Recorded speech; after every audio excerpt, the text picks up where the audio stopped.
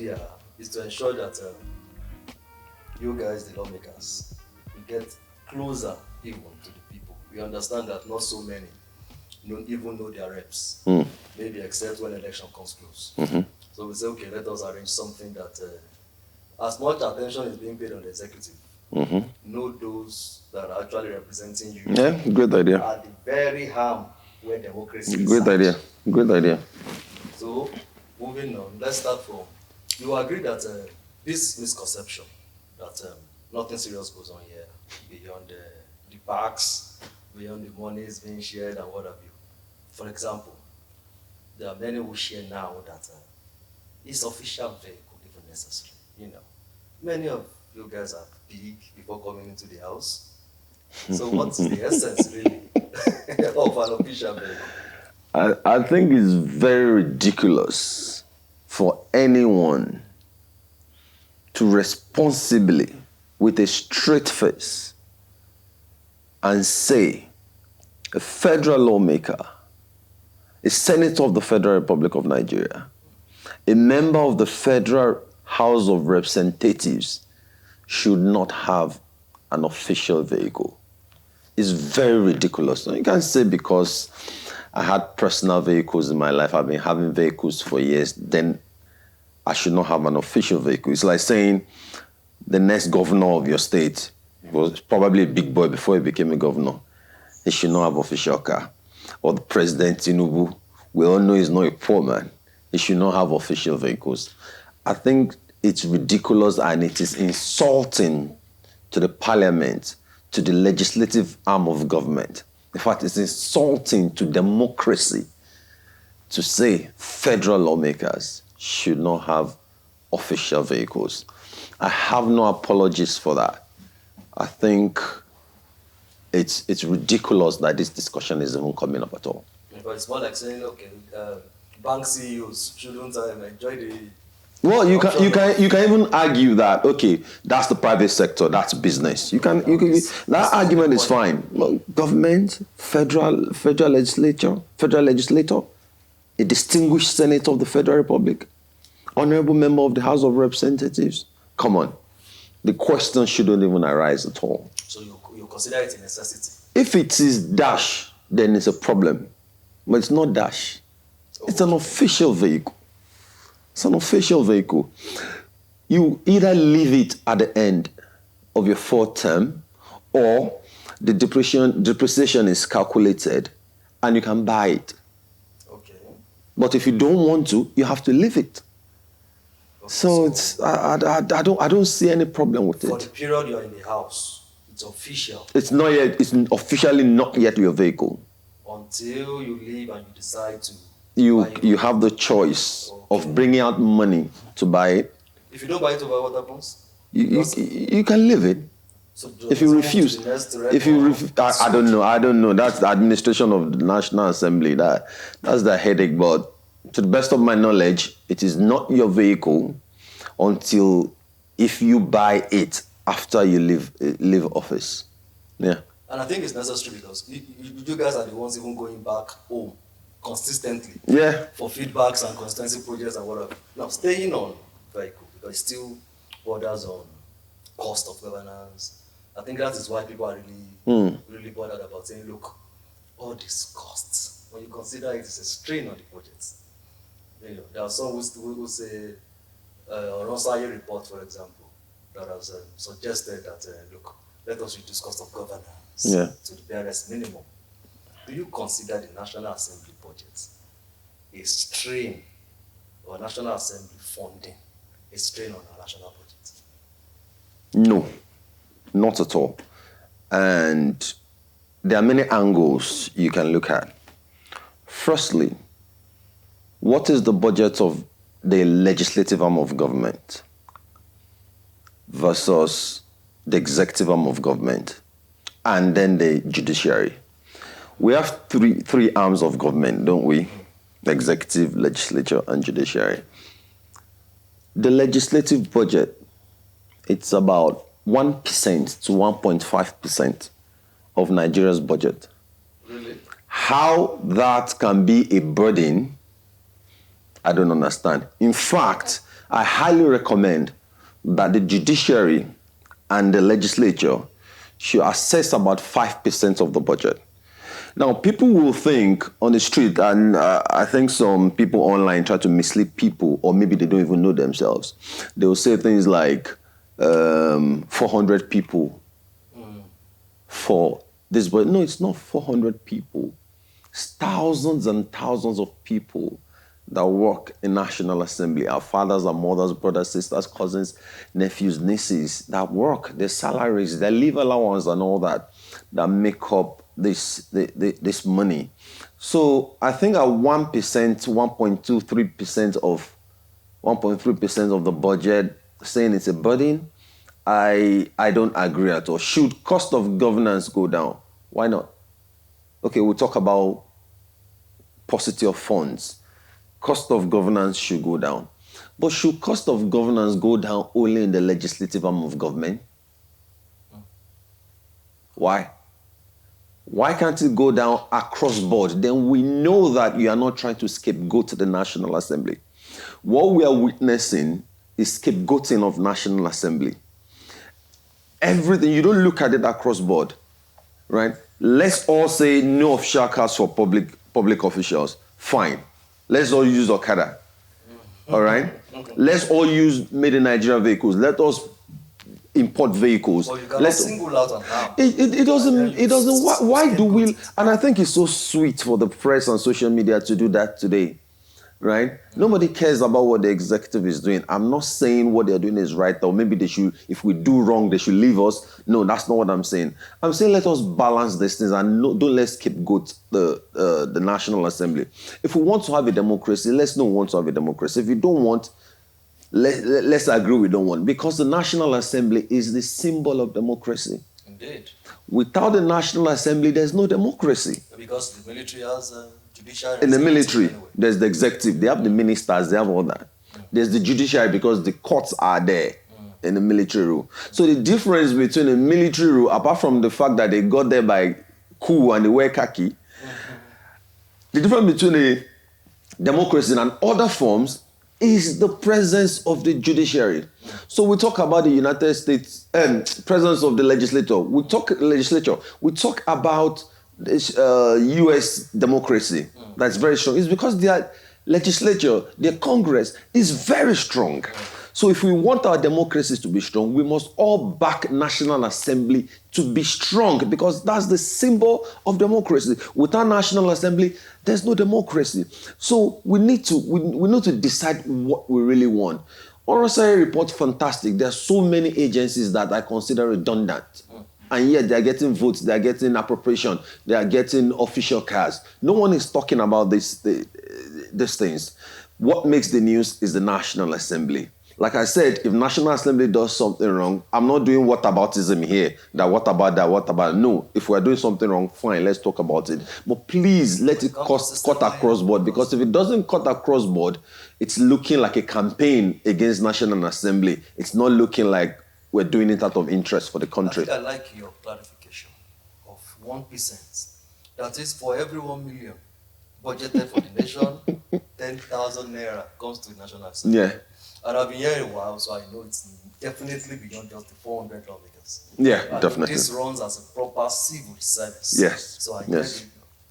The speaker was with PASA not quite long, where they came to also discuss the pension package, retirement package, increments in welfare and allowances. So I understand this is a proper institution. Yes. So if of every 1 million, 10,000 gets to the National Assembly, then I think we may have been... it's not ridiculous at all. Indeed. Okay. So that being said, we've been on retreats. We aids to the speaker, and we understand that the functions of legislators lies upon 3 pillars: representation, lawmaking, and oversight functions. So it leaves me wondering where constituency project falls in. Is it something we lawmakers use as strategy for campaigns, or okay, it's just a necessity? My people need this. Let me facilitate it. Or is it a duty for lawmakers? Well, let me start with that last part. my people needs it, let me facilitate. Come on, you are representing the people. If they need your help and you have a way of assisting them, either personally or using government, your power as your influence in government to aid the development of your people, there's nothing wrong with it. But along the line, you talked about lawmaking, oversight, and what? Representation. So that representation is where constituency projects come in. We call it constituency outreach. Okay. Right? I'm representing the good people of Egbeda Onara Federal Constituency in your state. And let's assume I'm in a room where they're talking about roads in Nigeria to be constructed. It is my duty as a representative to make sure that my constituency is one of those that is added to that list. So that is representation. Constituency projects, we borrowed a lot from American democracy. The most similar democracy to Nigeria is that of the US democracy. Presidential system of government. We've got bicameral legislature. The only difference is that they don't have a Senate president per se. The vice president is automatically the Senate president. They have the speaker, they have the state. There's a federation as well. So very similar. So we copied a lot from them. There's something called pork barrel in US Congress. Pork barrel. Google it, that's where we got it from. Wait, give me a second. Pork barrel, I think I have it somewhere. The term pork barrel politics usually refers to spending which is intended to benefit constituents of a politician in return for their political support, either in forms of campaign contributions or votes. Listen, pork barrel projects, which differ from earmarks, are added to the federal budget by members of the Appropriation Committee of United States Congress. This allows delivery of federal funds to the local district or state of the Appropriations Committee member, often accommodating major campaign contributors. To a certain extent, a member of Congress is judged by their ability to deliver funds to their constituents, right? So, and so on and so forth.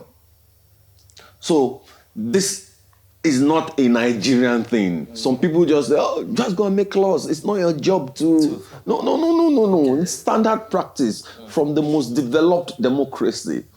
So you have to use your office to attract projects to your constituency. And there's nothing wrong if you do that so that people can vote for you. Correct. If you don't perform, they won't vote for you. Let's be practical. You want them to vote for you. So you perform for them. Perform and do what let's pretend. Let's lie. Yeah, you're in office, you want re-election. There's something constituents want so that they can vote for you. And do it. Do it. Now, still staying on the functions of legislation. I understand that about 3,000 bills have been presented in this assembly. About 3,000. When I post some of these bills to update the people on my social platforms, people take notice of so many establishment bills. Establishment.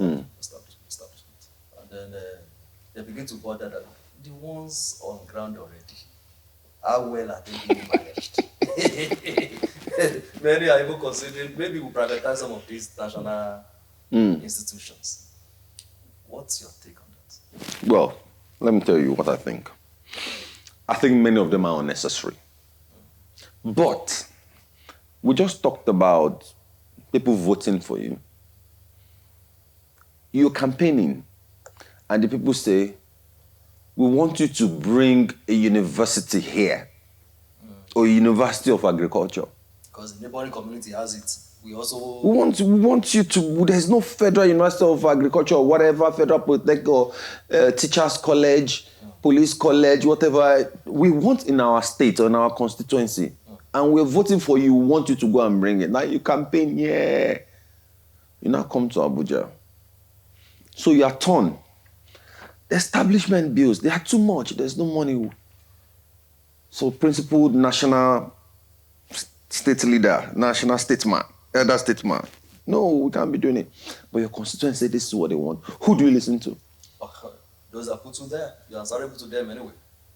So you cannot blame the lawmaker It's logical. that it is Because you are there sponsoring. to satisfy That needs. is it. That is it. But I don't blame also the critics, the observers who will look at all these establishment bills in the other paper and criticize the general principle. But individually, do you blame these lawmakers for sponsoring these bills? And that is what, so some of these things attract development to their respective communities. I agree. Anyway, I agree. One university comes with it with multiplier benefits. I agree. I agree. So it's fine.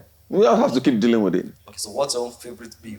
Your personal bill you've presented thus far? My personal bill Is there also an establishment bill? No, it's not. It's not an establishment bill. I think we are good with the establishment in Egbedo and Federal Constituency. The bill that I'm sponsoring, we're on the second reading now. Replacement of members of parliament that resign or die. We don't need to do a general election, a by-election again. The party should just replace that person. For example, we have a lot of vacancies now at the National Assembly. Surulere one, a former speaker. Now Chief of Staff? Now Chief of Staff, Right Honorable Femi Gbajabiamila. The Minister of Interior, my good friend, Bumitu Jojo. There's vacancy. Then in the Senate, the new Minister of Works, he was in the Senate. So many people. Then we have a couple of people that have passed on. Indeed. Made us all rest. Right? Now, those vacancies, those constituencies, they don't have representation at the National Assembly now because they're waiting for INEC to come and we have to earmark money again. Security issues, everything. And the people already spoke through their votes, the party they prefer. So, I think it's just logical that the party, just give them 30 days or 60 days or whatever.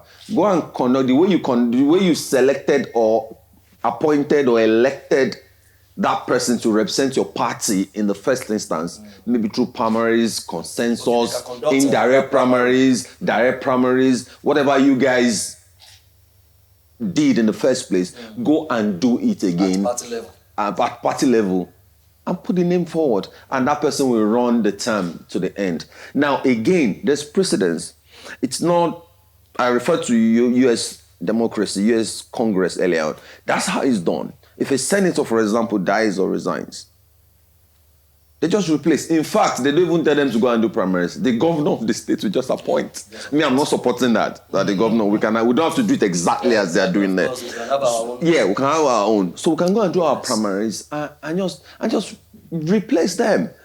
So it's done. I have examples. It just happened recently in America again. So I think that's what we should do. That's what I'm pushing. I know there's gonna be a lot of pushback, but you are a social media man. And you are not alien to being dragged. Now, before going to specifics about what your committee is doing, let me still stay on the law or what you do plenary. What item of the law do you think calls for urgent change, amendment, adjustment? I think you will agree that since I think the last government, even or the government before that, there have been cries for let's even change the constitution entirely. That this constitution handed over to us was written by the military government. And they had impersonated us, saying we the people who were not ultimately involved. So staying on that strength, which of the laws do you think this should be changed? There's a lot, but I'll just pick one. Anyone that borders on local government autonomy. Right? But I've since discovered something, that even when local government is autonomous, the governor is still an emperor on them. Do you know why? I think it's because the way they get into office. State electoral commissions are usually weak. I will suggest that the part of the Constitution that says INEC will conduct presidential, guber, Senate, House of Rep. That's all, Abi. But state houses of state electoral commission will conduct local government. I think INEC should conduct everything. Now, I'm conflicted. I'm going to be honest with you. Would be too much burden on. No, not that. Not that actually. I am conflicted because I'm a man that believes in federalism.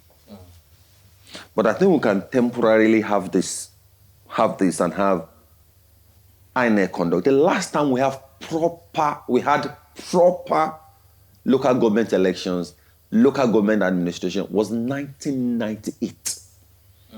INEC conducted it. Yes. And we had in states, we have different parties. We'll win the elections. We have 11 wards. We have the ruling party 6 wards with 6 councillorship seats. Another one win 3 councillorship. Another one 1. Another one 1.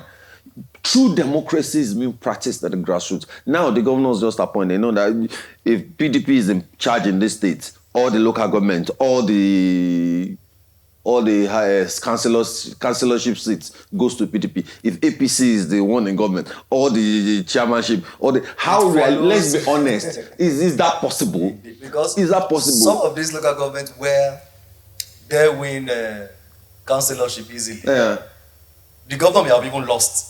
Of course. In that local government during the general election. Indeed. It's just, is it possible? Is it realistic? So people know that they are practically getting there by appointment. And that defeats the purpose of federalism. But if I know that I can decide to not listen to the governor, if I know that it's the votes of the people that took me there as in my local government, and I'm receiving my funds directly from the federal government, because that has been done by law. They send the local, but the governors still take it from them because the governors put them there. In fact, sometimes they themselves just call the governor. Governor, they release money. They know they are appointees. But if I know it's the votes that put me there, President Tinubu releases money to my local government directly, I will not send it to any governor. Indeed. I'll use it for the people. Indeed. So I think and then INEC, competitive democracy. Yes. INEC conducting local government elections. And let's make it uniform. Let's make it like the midterm election. I'm concerned about over-laboring the INEC. Already, judging by the reactions from election, they appear to be over-labored or overstretched, so to speak. Even if we don't make it midterms elections, we make it during the general elections. We do election, we do 3, Senate, Rep, and President. The following week, we do governor House of Assembly. Let's do local government with it. Correct. I think that makes perfect sense. I mean, okay, good. You are Chairman Works Committee. Congratulations, even though you are yet to watch it for us, but congratulations. I won't go into the Twitter back and forth you had because the guy involved is my friend. You are my ego. But what's your perspective to the recommendation of the Minister of Works saying, look, as an engineer, a current certified, he prefers concrete. So you being the one who oversight those projects, do you prefer asphalt or concrete, or what's your general perspective over this thing? I don't have a personal preference. Okay. I don't. My own is do quality roads for the people. So if it is concrete, that is going to be well done. If it is asphalt, that is going to be well done. I don't have any personal bias against any. Okay. But as a parliament, and as the chairman of the committee that oversees the Ministry of Works, we have a responsibility to listen to all sides of the story. We have a responsibility to listen to all stakeholders. Right? Just as you said, the minister is an engineer, current certified and all that. We have other engineers, current certified, that disagree with him. Of course. Okay? But I'm not on anyone's side. I'm on the people's side.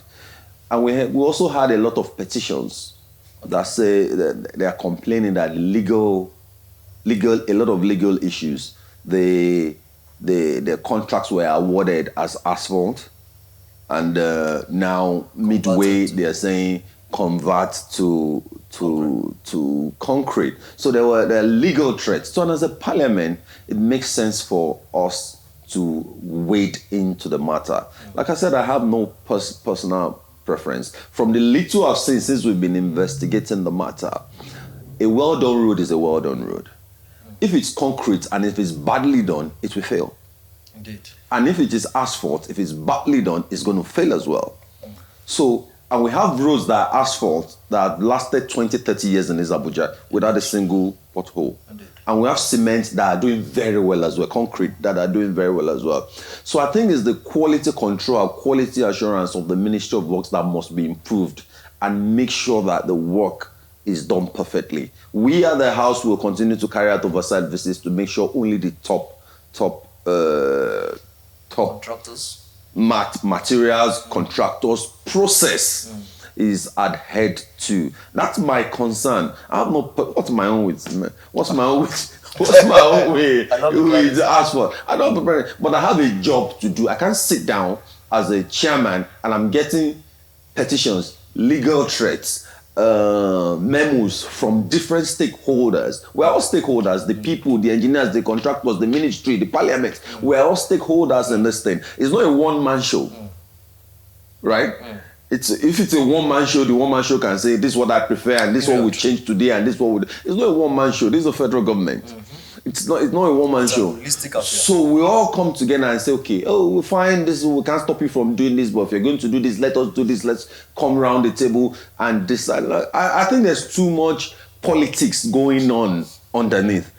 Maybe some people are trying, maybe it's deeper than that, but as far as I'm concerned, as the chairman of Committee of Works, I'm going to look into it. I'm not going to say because the minister said it's concrete, then all of us will follow, do, and just follow. In any case, no. If the minister is convinced, he should not worry about being scrutinized. No, of course. I'm sure he's not worried about being scrutinized at all. But this leads me to the one point that when people call National Assembly rubber stamp, in one breath, he says rubber stamp. They don't see what we do. I'm talking about the Federal Ministry of Works, a powerful ministry, who the minister is even close to the president. Has taken a direction, and I heard complaint, and I'm saying, no, we're going to investigate. That is the rubber stamp parliament. We're standing up to say, no, what's going on? We have to listen to all sides, right? In the same vein, these same people will say, people actually want a rubber stamp. People want dictatorship. A lot of people. Or perhaps they just want dictators they like. In fact,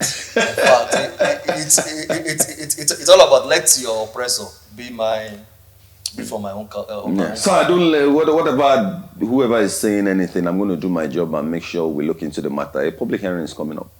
Okay. On a broader scale, as a chairman, House Committee on Works, what are the pivotal, critical things you intend to achieve? Your agenda for that committee in this 4-year term? Oversight and transparency.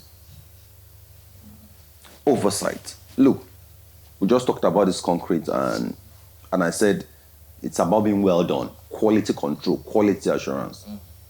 The committee, that's our primary job, apart from appropriation. What are they doing? We go on site. What are they doing? How many meters is this? What was in your contract? Your specifications. How much was released to you? Why are you still at this stage?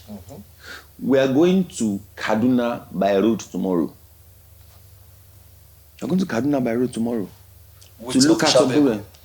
With the bus we hired, they have not given us this. So the official vehicle has not even arrived. I was going to say I'm not seeing it in numbers yet.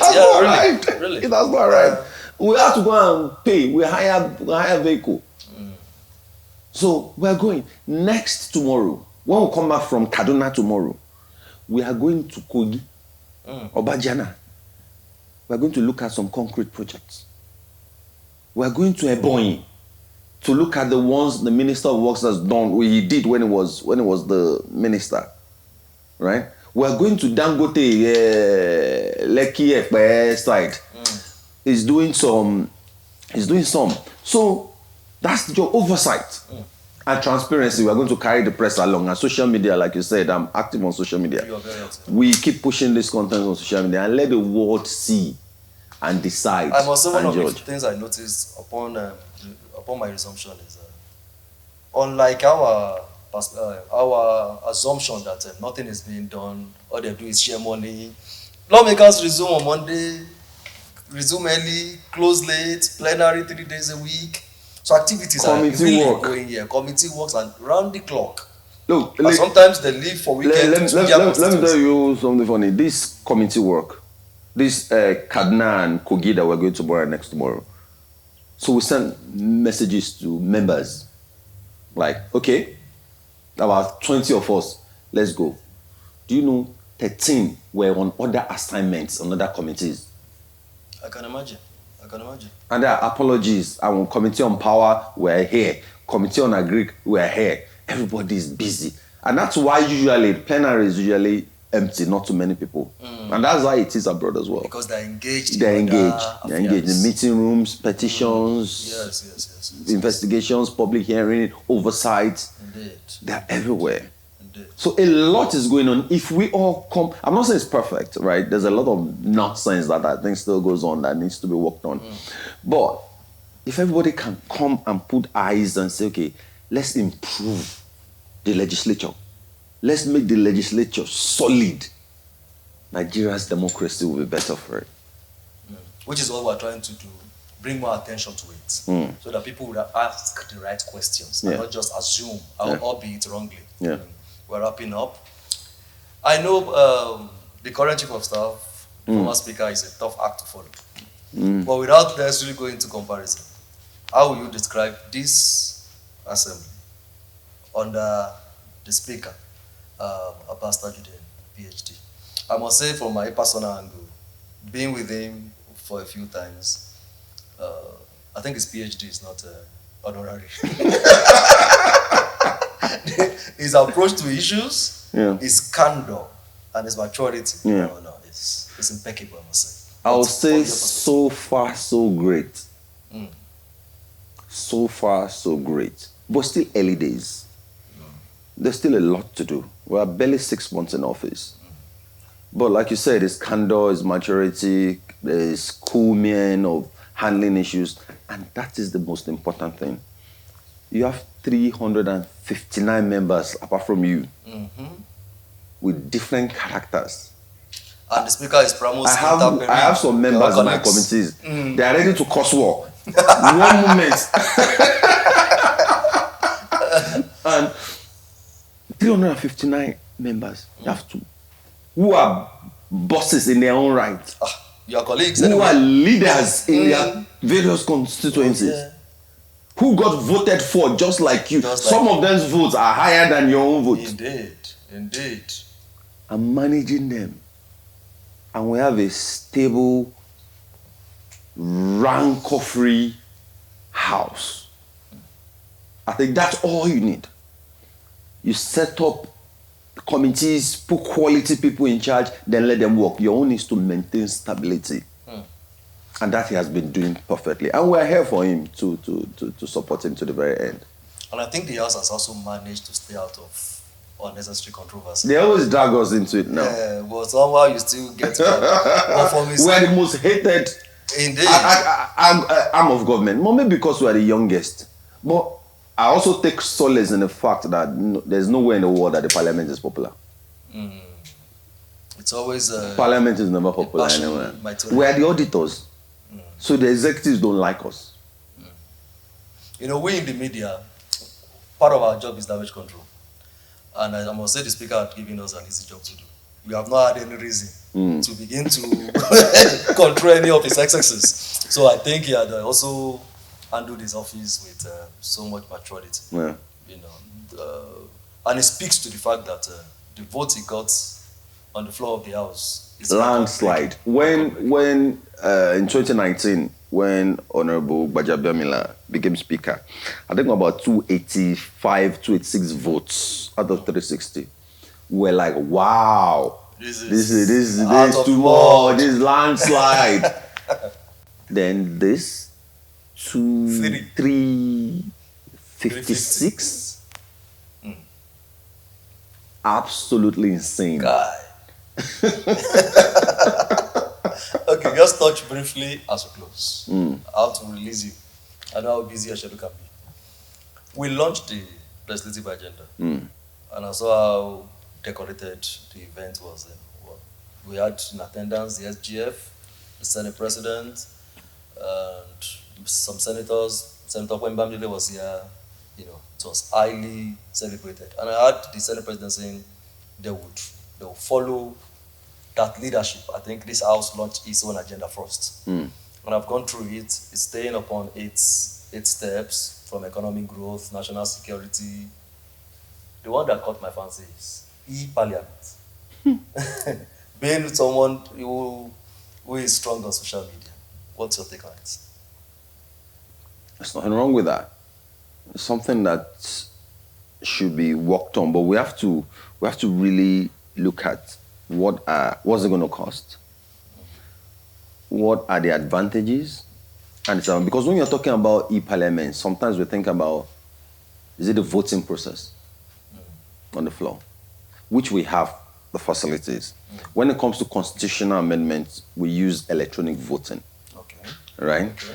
But when it comes to motions, we just use voice. The eyes of it. Then when you say e-parliament, are you talking about extra things like the library, the public relations? If you look at it holistically, of course, if you are not digital in anything, then you're behind. So I'm 100% behind it. But we have to know what part.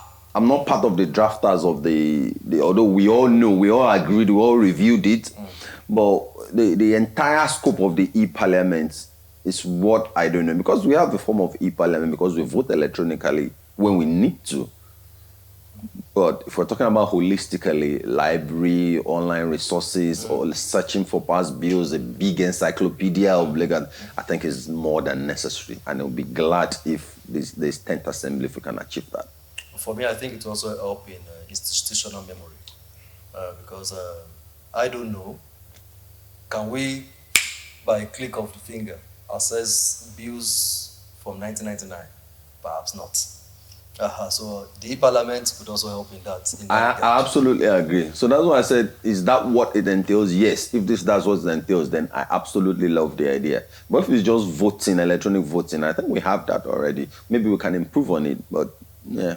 Right Honorable Akin Alabi, member representing Egbeda Onuara Federal Constituency. Onara la wayo. Onara la wayo.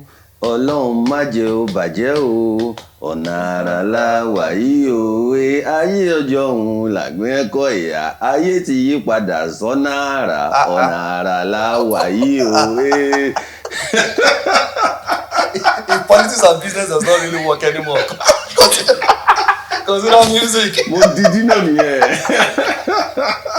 Yeah, we've been having Right Honorable Akin Alabi, member representing Egbeda Onuara Federal Constituency, Oyo State.